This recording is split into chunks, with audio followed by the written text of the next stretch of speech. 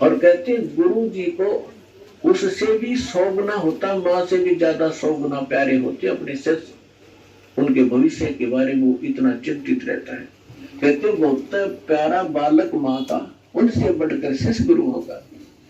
तो यहाँ से गुरु जी ने जब सुना कि कागभूषण को उसका नाम कुछ अन्य था, कि भगवान शिव कैसे नाराज हो गए इस बालक पर, क्या गलती की, वो एकदम छोड़कर पूजा को आया कि बेटा क्या गलती की तूने, अक्षमा याचना कर।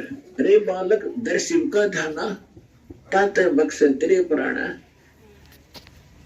तो उसने पूछा, तो गुरु जी ने प्रार्थना की, हे भगवान शंकर, हे महाराज, क्या गलती होगी आपके बच्चे से, माफ करो बालक है, माफ करो बालक है। तब आकाशवाणी हुई कि इस धूर्त ने मेरे भक्त की इंसल्ट की है। जब ये गुरु के साथ ऐसा व्यवहार कर सकता है तो मेरे साथ कैसा करेगा। पुण्यात्मा, परमेश्वर कबीर जी भी कहते हैं कि गुरु गोविंद कर जानियो, रहियो सबद समाए, मिले जब दंडवत बंदगी, नहीं तो पल पल ध्यान लगावे। गुरु मानुष कर जानते ते नर के ये अंध, हुआ दुखी संसार में कर आ गए उनके फंद। तो शंकर भगवान ने कहा कि इस धूर्त ने जब ये गुरु की बेइज्जती कर सकता है तो मेरे लोक में आकर ना जाने क्यों दुरुस्ता रहेगा। ऐसे धूर्त की मुझे आवश्यकता नहीं है, इसको नरक में ठोकूंगा 1 लाख वर्ष के। अब गुरु जी ने फिर कई घंटों तक प्रार्थना की, आपका बालक है, बच्चा है, क्षमा करो दाता, कुछ हल्की सजा करो इसकी। तब उसने कहा कि भी देखो मेरा वचन खाली नहीं जाएगा, जो बोल दिया ये वापस मैं ले नहीं सकता, इसको नरक में तो रहना पड़ेगा। लेकिन वहां यमदूतों से प्रशंसा करने लगी कि क्या बात भाई, आप तो बड़ा ब्यूटी से भी बढ़िया सत्संग सुनाते हो, वाह भाई वाह, आपकी तो बड़ी प्यारी आवाज है। इस जीव को बहुत प्रकार से ये हानि होती है, वो पावर पॉइंट भी आपके रूबरू किए जाते ताकि आप फिर से गलती ना कर जाओ, इसलिए ये कथाएं सुनाई जाती है। अब उन श्रोताओं की प्रशंसा से मेरे अंदर हवा भर गई, मैं अभिमानी हो गया, अहंकार भर गया। एक दिन गुरुजी आए, मंदिर में पूजा के उद्देश्य से बाहर से आए और मैं श्रोताओं के बीच में बैठा था, प्रशंसा सुन रहा था।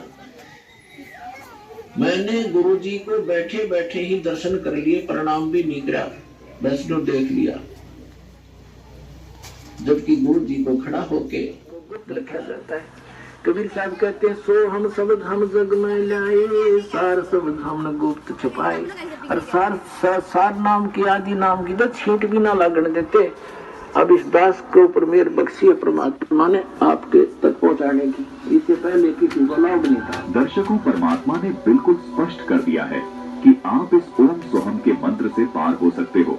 इसके अलावा तो लाखों करोड़ों मंत्र हैं जो सब झूठ हैं।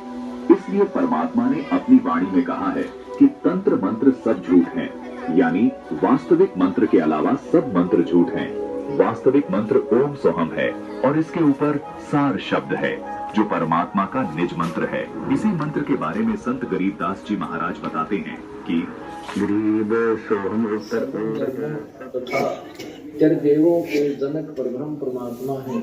मैं अपना दाहिना हाथ उठाकर तुमसे शपथ पूर्वक कहता हूँ, ये सत्य है, ये सत्य है, सत्य है। मैं बार बार सत्य दोहराता हूँ कि परम के अर्थ साक्षात शिव जी है। सबकी और समझी शास्त्र प्राणों तथा आदमी में प्रधान का उन्हीं को परम का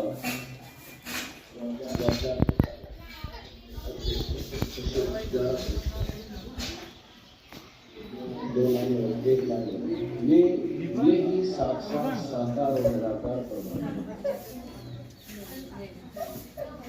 अभी मैं ठोक कर कहता हूँ, शिव जी के ऊपर कोई भगवान नहीं है, सत्य है, सत्य है, सत्य है।